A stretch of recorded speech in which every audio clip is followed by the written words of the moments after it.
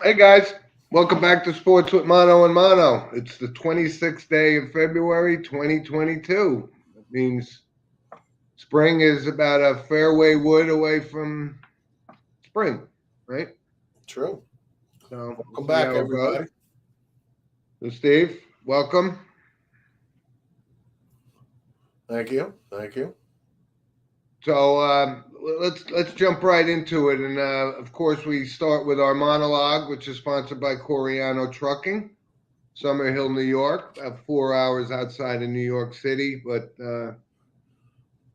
they'll deliver anywhere for you guys, and loyal sponsor of the show. Thanks, guy. Thank you, Guy.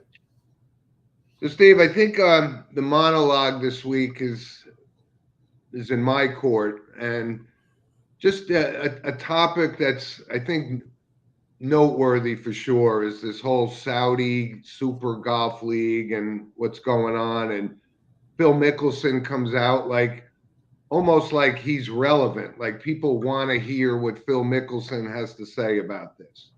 And they caught him kind of, he says off the record, but even he admits that, signing up for these guys that the whole Saudi regime and so forth and their record on human rights is absolutely abysmal. But you, Steve, have mentioned time and time again, it's about the money. But I want to give a shout out to the young guns of the PGA Tour with Rory and Kepka and DeChambeau. And listen, there is a ton of money to be made. These guys are making millions and millions of dollars. And I think it's just more of a reflection on Phil Mickelson, how greedy this guy is. I mean, he's trying to upset the apple cart by saying, hey, let's listen to these guys. I mean, and I always reference Wall Street, the line that Charlie Sheen says, how many yachts can you water ski behind, right? I mean, the whole concept of this would mean that these young guys, and listen, Jay Monahan, no relation, says, go ahead. You guys want to sign up for this? Go right ahead. You'll get your $100 million. Um, but you know what? You're no longer going to be eligible for the Ryder Cup, the Masters, the United States Open. Those are the downsides. And I really applaud McIlroy and these young guys coming out, Dustin Johnson, saying that means something when you're a golfer and a professional golfer. And it's just, I would have no concept of at all of wanting to listen to Phil Mickelson and his views. And listen, he lost a ton of sponsors on this. We no longer have to see him wearing the KPMG hat, which was former employer of mine. But the whole, I just love the fact that these young guys are saying we can make enough money on this PGA tour that we don't need to go and bypass things like the Ryder Cup, the U.S. Open, and of course the Masters, which is that's the pinnacle of golf. So it's not done. They're going to get some guys, but this is being run by who? Greg Norman, who what made millions and millions of dollars on the PGA tour. I think really, Steve, it really comes down to greed. But I just love the fact that these guys are just saying thanks, but no thanks. What are your thoughts on that? Well, I have a lot of thoughts on this. I was thinking, when you think of Phil Mickelson, what is the biggest faux pas? Like when you think of him playing golf, it's Winged Foot. It's blowing the U.S. Open by, taking out his driver and sailing that ridiculous shot. Right. Yep, yep. This has surpassed it. So Phil is high on his horse. Coming off the major win last year. He's 51 years old, and let's face it, Phil is a hardcore gambler. Phil has had some shady dealings in the past. Some Okay. insider trading allegations and that Right, kind of right. stuff. So, Right. so Phil's no saint when it comes to morals, if you will. Okay. So this completely backfired on him. When you read the backing off statement from 2 days ago, it's pathetic, right? Big time. So when he makes a comment that, again, we all know what the Saudis are about. The human rights are atrocious. You mentioned, the Washington Post reporter Jamal Khashoggi, they literally murdered him. This isn't even 5 years ago. Yep. And everybody knows it. That being said, Greg Norman, I'm glad you mentioned it. Probably a lot of people don't know that he's the face of this, if you will. So Mickelson was doing the threatening to the PGA Tour. I got 20 of the young guns, and we're gonna bolt. It completely backfired, as I said. Again, Phil's 51 years old. The young guns had to distance themselves from him. They had, right? There's no upside to backing him. Because he's no longer relevant. Right. Because now Phil is on his island by himself. He's being shunned, rightfully so. Yeah. And, it completely backfired on him. And I'm glad that it did. And I don't think anybody believes that Alan Shipnuck, who is the writer, I believe it's a book that the guy was doing. He is. He's doing an unauthorized biography or something. Right. Yeah. Right. So do you really think this guy is doing a book on Phil and wants to sell it? He's going to come out with misinformation, or it doesn't make sense. So this will be put to bed. The PGA Tour is the PGA Tour, and it's not going anywhere. And there's so much tradition in like the Masters and so forth. And listen, the PGA Tour does, an incredible. Yes, they got this plethora of money, but there's a lot of money that goes to charity. And the Saudis, money doesn't really mean anything to them, so they'll get a handful of, let's call them name players, but the young players like who just won at Riviera last week at the Genesis, this kid Neiman, he's another one of these young guns, and they're loaded, and I applaud their stance on trying to distance themselves from. Well, the PGA Tour, you want to make money, you got to win. You got to win. You got to be relevant. You need to get your sponsorship. You need the Callaways and the Nikes and so on and so forth, right? But you got to win. You got to win golf tournaments, right? So when you win an 18-hole tournament, whether it's the Honda Classic or whatever, it's like $1.5 million. And most of these guys, Steve, most of them get sponsorships from Callaway anyway. If you just look at the shirts that they wear, they're making money without even winning tournaments. Of course. Yeah. But there were some points made, like, name, likeness, image, stuff like that. The PGA Tour really, they do control their product, right? They do control the players 100%. To a certain extent. I'm not knocking it. It's just that's the way they do business. Yep. But nobody's crying poverty is my point. Right, and the number one face of golf still, right, is still Jack Nicklaus, and he came out and said, I don't agree with this at all, and that he's a traditionalist, but he's also relevant, much more so than Phil Mickelson. Right, the story will be put to bed in a matter of 48 hours. So let's move on to our NBA segment, because we're starting the second half of the season, and I and Rob were just having some conversations about who are the teams to beat going forward. But it did start with the AllStar game, and I get it. It's schoolyard basketball, right? But you have to give credit to this. A couple of those 3-pointers from Steph Curry, and we've talked about him before. He's unbelievable shooting the basketball. I mean, he shot one literally between half court and the 3-point line, and he was running down the court before it even went in. That was pretty cool. I must say. I did like when he shot these long threes and he's already turning. And then there was one in the corner where, he's a personable guy. I like Steph Curry. I do too. He made a shot. He made a shot from the right corner. And I think, I don't think we could see the fan, but I'm assuming it was a kid. But he goes, did it go in before it went in, or that type of thing. But it's not a game. Let's be real. No, it's a weekend showcase to bring fans back, but As a pure shooter of the basketball, I like we've cannot never seen. I cannot deny I get very you know Yeah. I very much enjoy watching Steph Curry shoot a basketball. But the couple other things with, and the All-Star game, the NBA does a phenomenal job. They attract people to watch this kind of stuff, right? The slam dunk isn't what it used to be, but Obi Toppin, and this will get us into the Knicks discussion in a minute. I like this kid. I'd like to see him play more.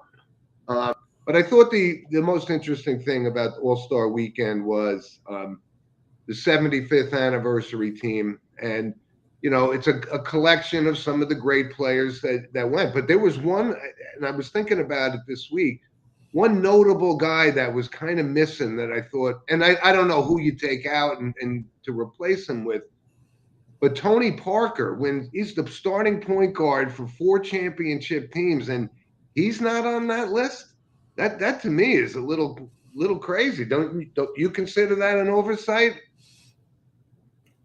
I understand your point. There's 75 players, though. I mean, when I think of point guards, I'm thinking of Bob Cousy and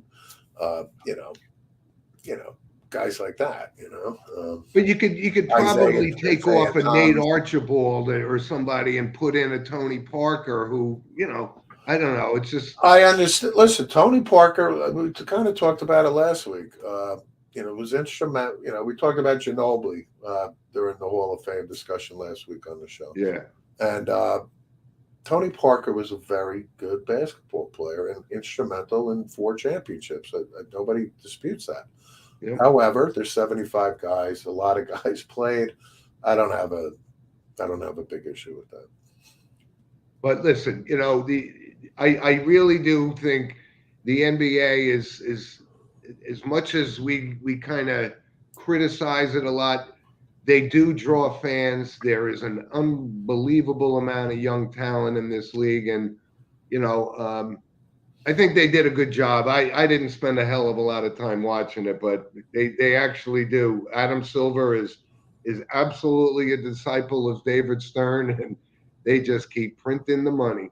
Right. Well, that answers your question. I mean, all last year you kept kind of alluding to the fact is, where's all this money coming from with the NBA? I think this weekend was a perfect example of, Yep. That on top of everything else. Yep. But there's, a couple other things, and we just got a comment from Mike Garvey about, the situation in New York with the Knicks, and he's absolutely right. I mean, everybody before the season started, they signed Rose and Walker and Fournier, and they thought they were going to be relevant and they could compete with the Milwaukee Bucks. And it just goes to show you, it's not happening. They're an absolutely deplorable basketball team right now. And I don't blame Tibbs, but your guy Barrett scored 46 last night in a 115-100 loss to the Heat. So that brings us to the other point, right? And you mentioned this before with the James Harden situation, made his debut last night with the Sixers, and how it's unbelievable that these guys can dictate where they go. And then when I look at it, guys like Giannis, the defending champs, and I still think the Brooklyn Nets will make a run in it because they've rested Durant and they've arrested Irving, and so they're still a formidable team that could win this championship. But I still think they got to get through Milwaukee, and I know I'm becoming more and more impressed with the Miami Heat as this season goes along. But I think we talked about it, Steve, last week, how it's pretty much, even regardless of Chris Paul, he'll probably be back in time for the playoffs. It's the Suns or it's the Warriors in the West, but the East is still completely up for grabs. Yeah, I mean, I want to backtrack to Mike Garvey's comment. The Knicks suck, right? Nobody's disputing that. They had a really good year last year, right? Because they had like kind of role players, if you will. Obviously, we all know Randall had a big year. But this offseason, Leon Rose I don't know what he was thinking, to be honest with you, to bring in a damaged good Kemba Walker. Okay, Brad Stevens couldn't get rid of him quick enough in Boston. And I'm not knocking Kemba Walker. This guy was a national champ at UConn. This guy is a great career up to being injured. Yeah. But what are you thinking signing him? Evan Fournier, $78 million for 4 years for what? A 3-point shooter? Oh. And these are guys that Tibbs didn't want. He wanted a Reggie Bullock back, right? A grinder, a guy that rebounds, plays defense, that type of thing. So now there's finger pointing going on in management, and of course this week, James Dolan's name is brought into the equation. So I think Tibbs will be fine for this year. However, in the off season, when you mention Dolan getting involved, it's going to be he said, she said upstairs in Knicks management, and here we go. The wheels on the bus go round and round. We shall see where it falls, but it's not good in Knickland. But R.J. Barrett is probably the only untouchable Knick right now because he. Yeah, no, you've been on his. You can see him growing. You can see him growing, and he's still a baby at 23. You're right. No, I give you credit for that because I didn't see him being that kind of a. Certainly not the second pick in the draft, but he's starting to mature as he gets a little bit older. And back to Mike Garvey, for the folks out there, he's a Miami guy. He's a Heat fan, but they're good. I mean, if they're healthy, they're good. Jimmy Butler and so on and so forth. Yep. So I wouldn't discount them going to the final. I wouldn't discount the Heat beating Milwaukee, beating Brooklyn, beating Philadelphia. Yep. And I like I said, the last team I want to see in that finals is Philadelphia, and they'll never get to Milwaukee. They'll never get. So Harden made his debut last night, 27 points, 12 rebounds. They blew out whoever the hell they played. Folks, I am so anti-James Harden. I can't tell you. I am so rooting for him and the Sixers to fall flat on their face. But Steve, here's the one interesting thing, and I want to give a shout out to. I wasn't really a big fan of his for the early part of his tenure at ESPN, but Kendrick Perkins called out this LeBron Bronny situation, and he said, let's just, in his husky voice and so forth, but he said, let's call it like it is. He's telling the Lakers, I'm finished with you, and I'm going to play with my son, and this is how it's going to be. This is the commissioner making his mark on a. Listen, we don't know about Bronny James. I mean, genes mean something, I guess. But does that mean he gets to upset the whole apple cart and do whatever he wants to make sure he could play with his son? And the answer is yes. And I give Perkins credit for coming right out and say, let's call it like it is.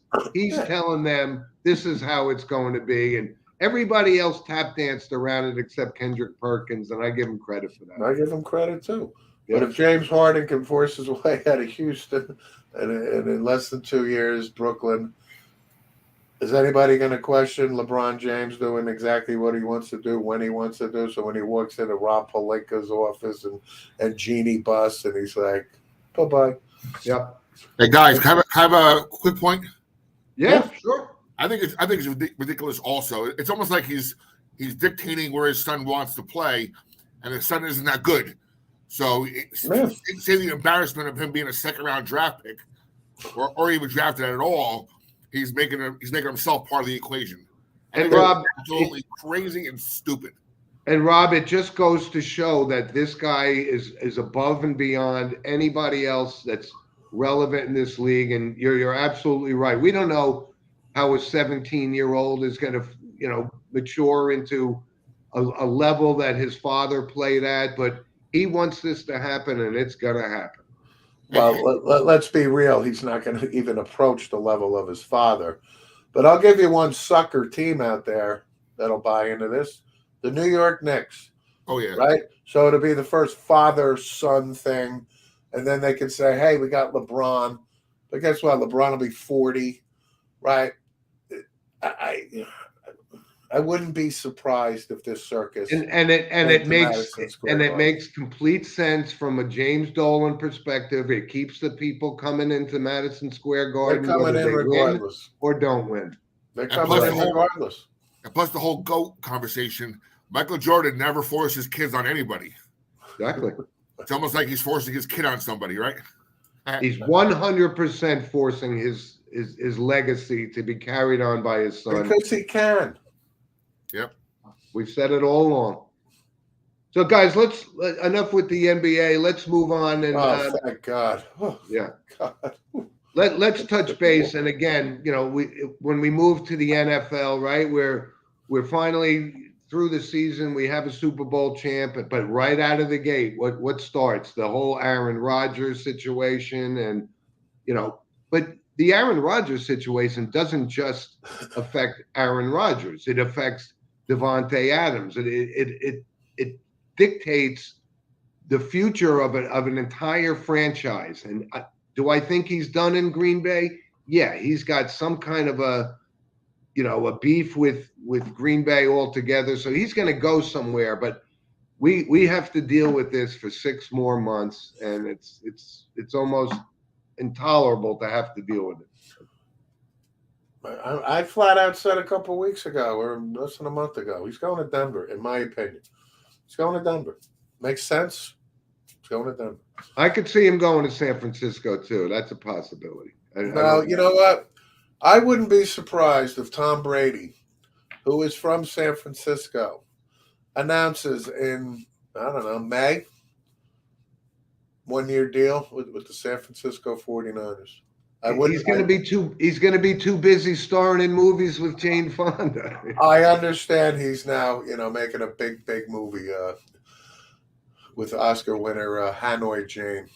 He's not coming back. He's not. Listen, I'm not. All I'm saying is, I read something. I can't 100% rule it out.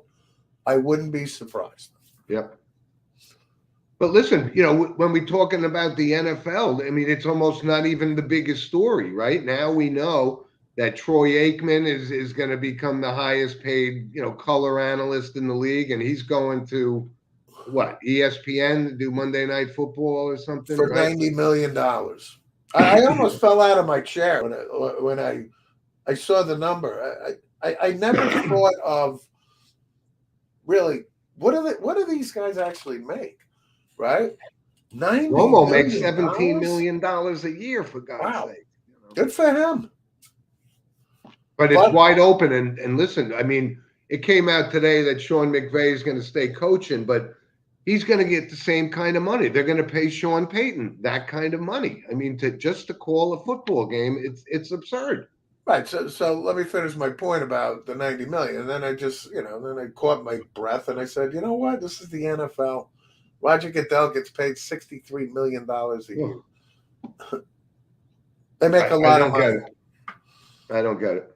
Al Michaels, so it's like the musical chairs. We're talking of the announcers. Al Michaels is this close to signing with Amazon Prime, which is taking over Thursday night. Yeah. Then there's Joe Buck's got 1 more year left at Fox. We'll see how that plays out, but I wouldn't be surprised if Buck leaves next year and rejoins Aikman on ESPN, and we shall see. So and it funnels down to guys like Jim Nantz, who is at the top of his profession.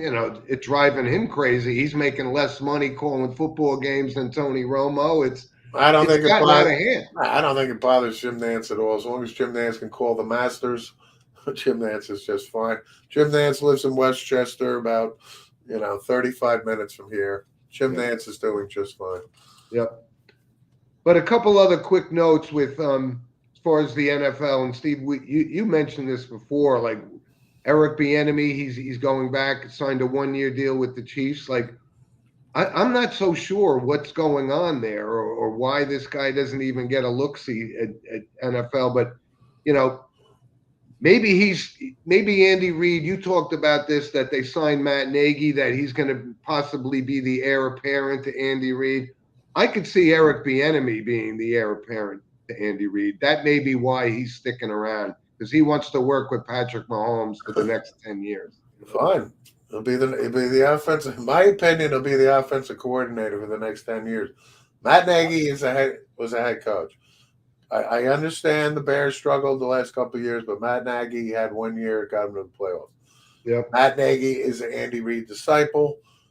I think there's a reason he went back to Kansas City.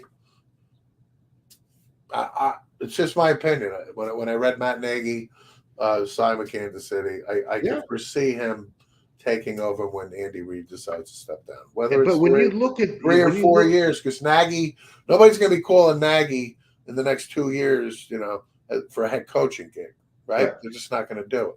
Yeah.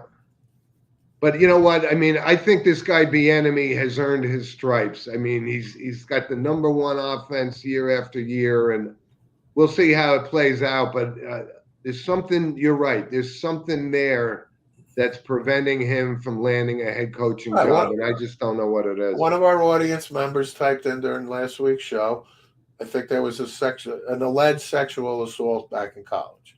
Yeah.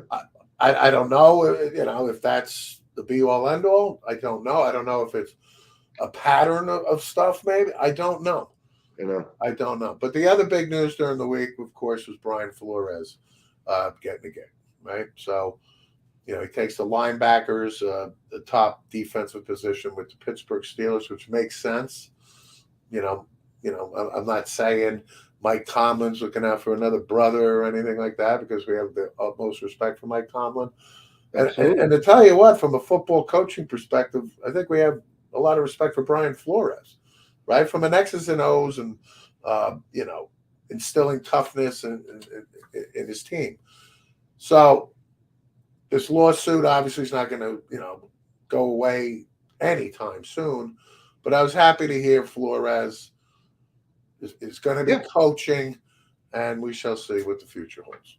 Yeah, because I did watch, and he did have an interview with his attorneys on Real Sports with Brian Gumbel. And listen, I like Brian Flores a lot, but it just didn't come off as like they had enough in the tank to really prove any of these allegations that he's made. And I got to give Brian Gumbel credit. He kind of challenged him on a lot of things, and for the most part, Flores deferred to his attorneys and so forth, and that the NFL hired Loretta Lynch to be the prosecutor, if you will, in this overall case.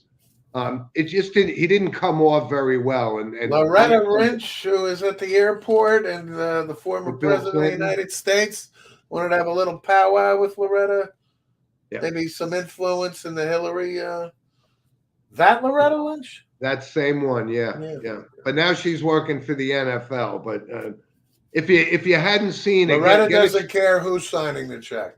But if you didn't see it, take a look at the Brian Gumbel piece, because he stuck it to him, and it didn't come off well for Brian Flores. I've always been a Brian Gumbel fan. Me too.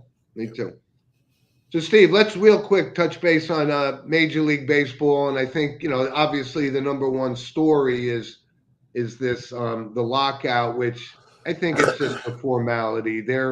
That's going to get resolved in time. We may miss spring training is going to be delayed, but I think they're realizing that how much is on the table for both sides, and it's going to come to its conclusion probably next week, if not a week after that. But it's not going to significantly impact the overall schedule in Major League Baseball.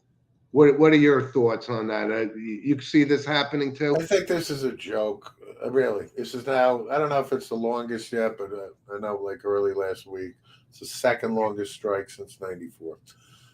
Right, so what? Weeks and weeks go by, and they don't talk, and all this other nonsense, and now and then Tony Clark gets up a week ago after 15 minutes, and it's all pomp and circumstance nonsense. I get the negotiation aspect of it.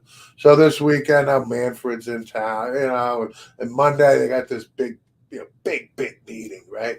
Why? Because they're up against the clock, right? And they're looking to see who's going to blink first. But the other wrench in this now is Major League Baseball is like, oh, now we want to change a couple rules. Now we want a pitching clock. Right, so a clock, a time management clock in between pitches. Like like stuff like this. So this is the first time we're hearing about it on the Saturday before, Armageddon. If they don't do, they don't agree, they'll agree. I think by the end of the week, this will all be rectified. It may be pushed out a week or two, opening day, something like that. Yep. But listen, let me just finish real quick. Major League Baseball, we've talked about it. The price of a hot dog, the price of parking, the price of everything to attend a baseball game. Okay? We talked about it. Unless we got free tickets and free parking and everything else is free, I'm not going. Not at those prices. No. So I think it's in both sides' best interest, to get some labor peace for the next 10 years. Or whatever. And then soon as they do come to this agreement, which is inevitable, I think, it's going to be, and Rob and I and you talked about this before we went on the air today. It's going to be a wild free agent thing that's going to start happening, and a couple of the number one guys that'll be pursued is Correa at short. The question is, do the Yankees empty the vault for somebody like him? No. Or Freddie Freeman? Is he gonna? Yes, we want Freddie. Yes, Freddie. Right, but you also mentioned, maybe now's the time you package Sanchez and Torres, and you get a Matt Olson and so forth. So there's going to be a lot of movement in Major League Baseball. You want Aaron Hicks too? I'll give you Aaron Hicks. You want Aaron Hicks? You can have Aaron Hicks. Absolutely. But you're right. It's going to happen. But you're right. This Matt Olson is starting to become more and more appealing. He's kind of young. Yeah. He's proven, and let's see how that pans out. And folks, the reason I'm saying the Yankees, it doesn't make sense for the Yankees to give a 7-year, $300 million deal to a Carlos Correa or Trevor Story, something like that.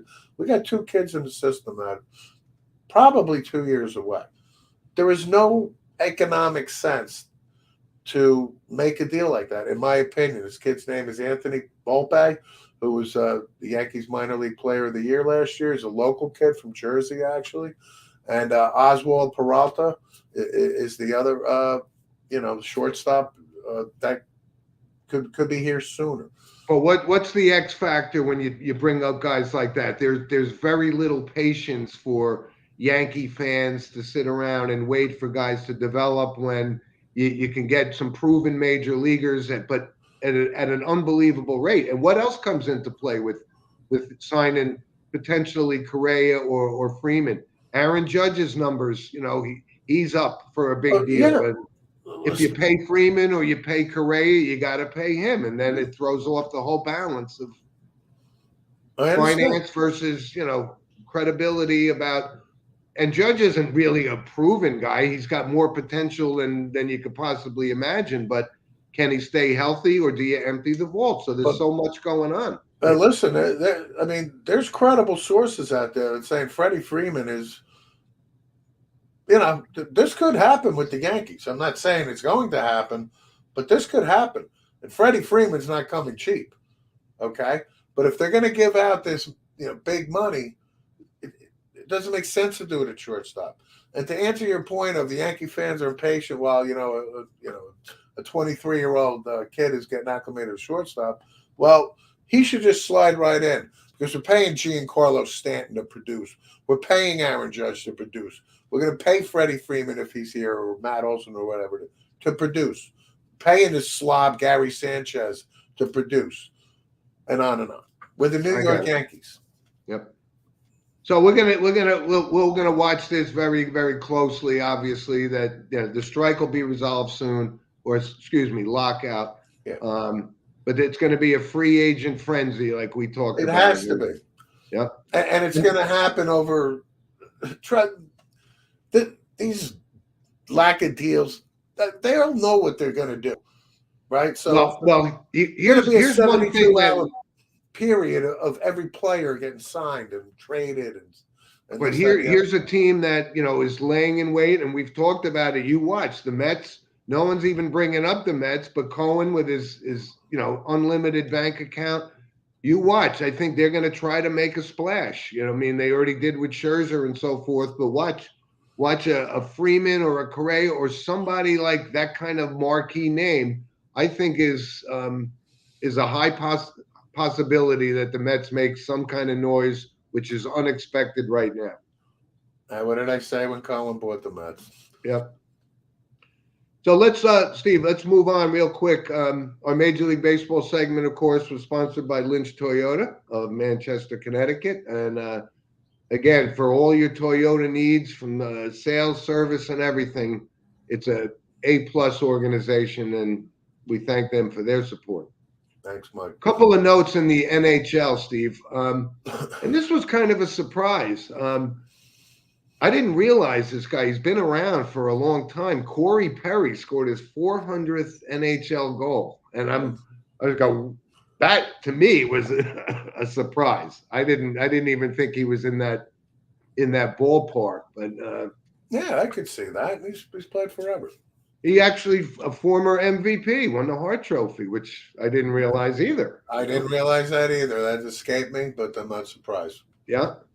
And also another 400 goal milestone, Zach Parise, right? Former Devil. I think still with Minnesota now or something. I don't know. The New York Islanders. The Islanders, right? Yeah.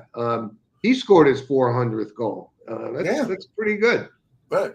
So Zach Parise, folks out there, his father was J.P. Parise, who was Stanley Cup winner. Right? Was a member of the New York Islanders, mid-'70s.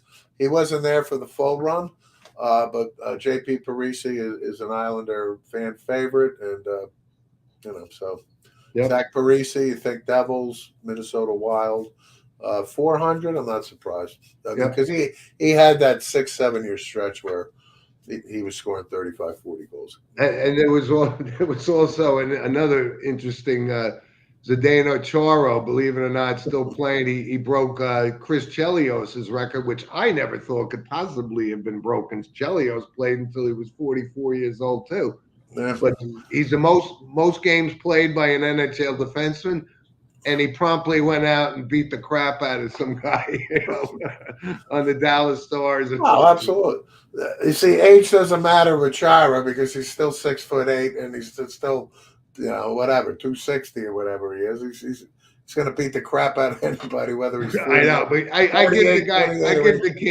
give the kid who challenged him credit, but he took a beating. He took a beating. He can't beat that reach. And one other quick point before we move off, and it's kind of relevant because he came out. Your guy Ovechkin, he's kind of my guy too. I'm a big fan of his, but my guy Ovechkin. I never said he's my guy. But he's 3 goals away from passing Jaromir Jagr on, I think, third all time. Oh, yeah. Still a ways away from Gretzky, but it's happening. It's going to happen. I've resigned myself to this is going to happen. I'm still thinking it's not going to happen. Well, I kind of forgot when Gretzky was going to break Gordie Howe's all-time goal record. Like Gordie Howe followed Gretzky for like that final week or the week leading up to where, he was like 5 goals away or something because you knew Gretzky could score 6 goals, in a game or whatever. Yeah. So look for Wayne Gretzky in a year and a half to, do the Ovechkin tour. And Wayne Gretzky is such a, gentle ambassador and very humble. And Wayne Gretzky will be on center ice shaking his hand. Absolutely. No question about it. So anyway, I just also want to just say real quick, the Rangers got off to a good start after the All-Star break. Igor Shesterkin, the goalie. We got a goalie in New York, folks. This kid is the real deal. Gerard Gallant, I am ecstatic with him behind the bench. And the player Chris Kreider and the kids on the Rangers. Things are looking good for the Broadway Blue Shirts, folks. And it certainly is. But when you look across the NHL, we got a lot of parity this year for some reason. There's a lot of teams that could win this Stanley Cup. And I actually saw something on NHL Network, and it was so great. It was called Names on the Cup. And it was, guys that some of the highlights, it was just amazing. I mean, interviews, it was to sit down with with Bobby Orr and Phil Esposito and Derek Sanderson. It's such a great show. Okay. And, of course, the Bobby Orr scoring the winner against the St. Louis Blues. I mean, if you're not a hockey fan, I don't understand why. It's such a great sport, and it's always considered the redheaded stepchild of the Big Four, right? Yeah. But it's great special, great special. And how do they get all those names on the cup? How do they put all those names? A great highlights from yesteryear, and it's just amazing. NHL Network does. And we've made. I've made the statement. I'm going to assume you agree with me. It's the greatest trophy of the four major sport, and the hardest to win. Right, yes. But it's the coolest, and the passion and joy of the players when they win that Stanley Cup and carry it around. To me, is unrivaled. I couldn't agree more. I couldn't. When you have a Seinfeld episode with George driving around the parking lot, with the World Series trophy, you won't do that with the Stanley Cup. Oh, the Seinfeld with Putty going to the Ranger game. It's great. So listen, let's move on to our random points of interest, and we'll touch on these real quick. The Juwan Howard situation with Greg Gard from Wisconsin. And you and I have talked about this. This guy, Juwan Howard, comes off as a thug like no other. And it drives me crazy that he's the head coach in Michigan, and he tries to be more the story than the game itself, and it drives me nuts. Yeah. It's suspended for the rest of the season. If I'm running the NCAA, you're not coaching. You're done for the year, basically. But Michigan, kind of like Steve Fisher when he took over, right? When they won when he led them to the title. I'm not saying this is going to happen, but they have Phil Mortelli. Yeah. Phil Mortelli is the former St. Joe's coach, St. Joe's, Pennsylvania. Phil Mortelli's got 445 career victories. And what does Michigan do the first time out against Rutgers? They win by 10. Yeah. I'm not saying it's going to be this magic run, but I would have Phil Mortelli if he wants the job. I think this guy's probably in his mid to late 60s. Yeah, so he would probably, if he would want the job, I would go with Phil Mortelli. Yep. Here's another random point, Steve. Medina Spirit was finally officially disqualified as the winner. Only the second time a horse for failing a test. But this, that takes it off the board. And, I guess doesn't bother me much because I already cashed my winning ticket on Medina Spirit. But the guys that had Mandaloon to win, sorry, too late. Yeah, what can I tell you? Damn the brakes. But this, there goes that legend. I wasn't 100% sure that Baffert was stupid enough to do this, but he's going to pay the price too because he's banned from the Kentucky Derby, at least for this year anyway. Yeah. So I think it's the right move. It has to put the story to bed. Unfortunately, the horse passed away like a month ago, what have you. So it's time to move on. Another note, and I and Rob talked about this, and I think it's getting a little carried away, that the Yankees will retire Paul O'Neill, his number 21. And again, it's the 22nd or 23rd number retired by the Yankees. Only the Celtics have just as many, if not one less. Is he? It's very similar to our Hall of Fame discussions. Is it worthy to retire a number that no one could ever wear again? Because I think in Paul O'Neill's case, yes. Do you? Okay. I do. I think Paul O'Neill was such a great Yankee. It's one of my favorite players. The intensity this guy brought. I liked him too. Right, but he was all about winning. It's all about competing. Right? We make a joke like a Lou Piniella when Lou Piniella used to play and he would come into the dugout and take his bat and bash the water cooler. And O'Neill was the same way. But O'Neill was it's right up there with one of the best Yankee trades of all time. No doubt. Paul O'Neill for Roberto Kelly. And the Yankees winning the championships that they won was no coincidence because you had Paul O'Neill in right field and he was such an integral part of that. But the one thing that gives me a little bit of hesitation, I mean, and it'll probably come, but if his numbers retired and Jorge Posada's numbers retired, then why isn't Bernie Williams' number? You want to talk about a pivotal guy in he's next. Next. Bernie Williams' number will be retired. We're running out of numbers. Exactly. We're running out of numbers, but we're also running out of Yankees that are worthy of even this discussion. Yep. You know what I mean? There's nobody current since the the run. Right. Yep. I can't think of anybody. Yep. And it better not be number 13 under any circumstances. It better not be number 13 that they even consider retiring Alex Rodriguez, because if that is even discussed, I can't tell you how my head would explode. Well, the only way that'll be discussed if he makes it to the Hall of Fame, then they'll consider it. But when you talk about tenure with the Yankees, I mean, Reggie Jackson didn't play very long. I mean, of course, Reggie Jackson was pivotal in 2 World Series titles, but he didn't play for the Yankees for the majority of his career. At least ONeill played 9 years, more than half of his career. So we'll keep an eye on that. We want to make sure we mention our tennis because it was a notable thing. Rob mentioned it before the show that Medvedev is the new number 1 in men's tennis. And again, you and I have talked about it. But he goes out and gets beat by Rafael Nadal. So maybe that run isn't over yet. Nadal picks and chooses. He's running out of time. But, this guy Medvedev is good. But he could be the shortest run at number 1 of all time. Yeah. What, about 3 days? Yeah, I know. But he's one of the young guns kind of thing in tennis. And, well, we got to give him a little credit. There's a Ukraine-Russia war going on that perhaps maybe Medvedev's head was elsewhere. Yep. That's right. And Nadal goes out and beats him the day he gets named number 1. So that run may not be over. You never know.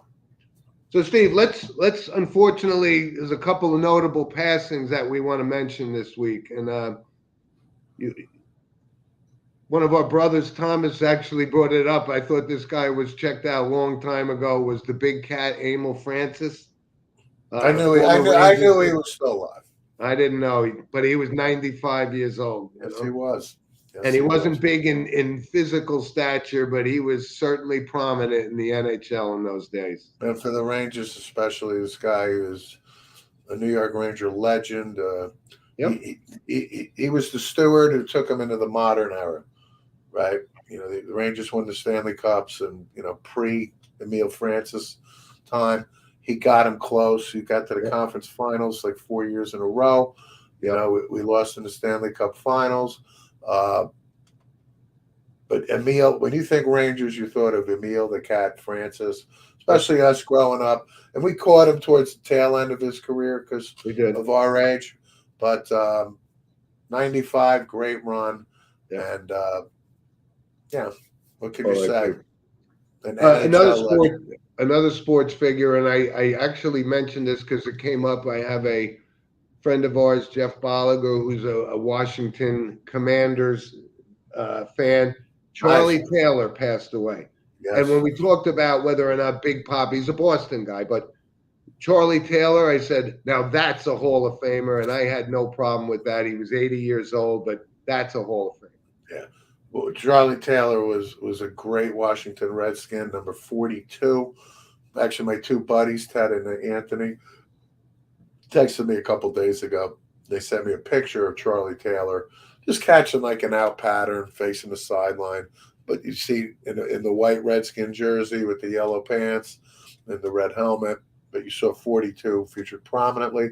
And when you looked at Charlie Taylor, you saw this smooth, cool man, right? And he was just class. And this guy caught everything thrown his way. Yep. And he was an absolute Hall of Famer. And Charlie Taylor passing away. That's and the game has changed, obviously. But when he did retire, I think he was the 3rd all-time leading receiver. So he's got a resume and a half that warrants it. No, And no now question. talking also about you mentioned this. I didn't even see it, but Ken Burrow, Yeah. former Houston Oilers receiver, actually was drafted like the top 10 in the NFL when he came out by the Saints, traded to the Oilers, had a great career, not in the Hall of Fame, but he was certainly prominent, a wide receiver of his generation. No question. And, his distinction is the number he wore number 00. And the only other 00 we can think of is Yamato. Yamato from the Oakland Raiders. And no one's ever worn it since. Right. Ken Burrow. So Ken Burrow's a really solid career for the Houston Oilers, and in the Sunoco book that we used to collect when we were kids, he was definitely so in there. Burrow's Hall of Fame, no, but doesn't diminish his impact. Yep. And yeah. And here's one that just we found out yesterday. Lionel James passed away. Yeah, and he was only 5'6". And when you talk about, comparing him to he's like a Darren Sproles. There's been short guys, but he was a very good football player for the Chargers, and came out of Auburn very young, 59 years old. I was going to say he's right in our wheelhouse age-wise. I absolutely remember Lionel at Auburn, played for Pat Dye. Yep. Yeah, too young. Yeah, too he young. was. But he was a really spunky kind of player. He was That's a good analogy. I would say Darren Sproles. Darren Sproles probably more explosive, but Lionel James had a very nice career. And we'll touch base a couple other notables. And this kind of goes more to our older brother Ken, who was a Procol Harum fan, but the lead architect of that band, Gary Brooker, passed away. Yes. From an entertainment perspective, of course, their Whiter Shade of Pale was their one and only hit, but Procol Harum was good. Still relevant. They had good albums. They did. Bob Beckel, former political guy and commentator. The thing I loved with Bob Beckel was the banter between him and Pat Buchanan. Him or Bob Novak or whatever. He would be a guest on Crossfire or something in CNN, and and then he moved to Fox. I liked Beckel, didn't agree with him politically, right? But he's the type of guy you'd walk into a Manhattan bar at a Blarney Stone or something. I'd have no problem knocking back a few beers. No doubt. No doubt. That's the type of guy he was. And one other final note was Sally Kellerman, right? Played Hot Lips Houlihan and MASH, and also in Back to School was good. Great actress. Love interest. Yeah. My dear friend Jeremy Bennett. So he is the nephew of Sally Kellerman, and he's the one who broke the news to me. She had a great career. She was 84, I think. Yeah. But she had a tough past 10 years with dementia, maybe, and Alzheimer's and things like that. But Sally Kellerman was beloved in Hollywood. Yeah. But anyway, so those are our notable passings. And again, listen, we covered a lot today. There's a lot to get to next week. We'd love to hear from you. A shout out to one of our new loyal listeners, Mr. Eric Tenbrook from outside of Philadelphia, lives in Westchester. Loves the show, sends comments at sportswithmano@gmail.com, and we thank him very much for his continued support and encouragement for the show. Thank you. And I'd just like to finish with some Monahan announcements. So our niece Tracy is our brother Chris' daughter, and she's having a small little wedding in Pennsylvania, in the Poconos, and she's getting married in probably in about 5-10 minutes or so. And we just want to wish her well, congratulations, and welcome her husband to the family. And she's the mother of Brianne, who's one of our 8,000 nieces and nephews and grandnieces and nephews. And then also on my front, my daughter Emily has been searching for colleges. Not that she's made a final decision, but she texted me last night. She visited the University of North Carolina at Greensboro last night. on a plane, but she heard that she got accepted academically to the University of Florida and Florida State. So Yeah. at least those are two finalists for her. And as a father, and obviously, you as been through this with your daughters. Wow, what a emotional, just zing that comes across your proudness and love for my daughter. Well, congratulations. So, and Emily happens to be my goddaughter as well. So. Right. Congratulations to her. But again, we'd love to hear from you guys. Please send us a note at sportswithmano@gmail.com and enjoy the rest of the week. And Steve, you enjoy the rest of your week too, and we'll catch up next week. You better believe it. We're looking forward to Mike Garvey telling us how the wedding was. Okay. Be good, guys. Thanks, Rob.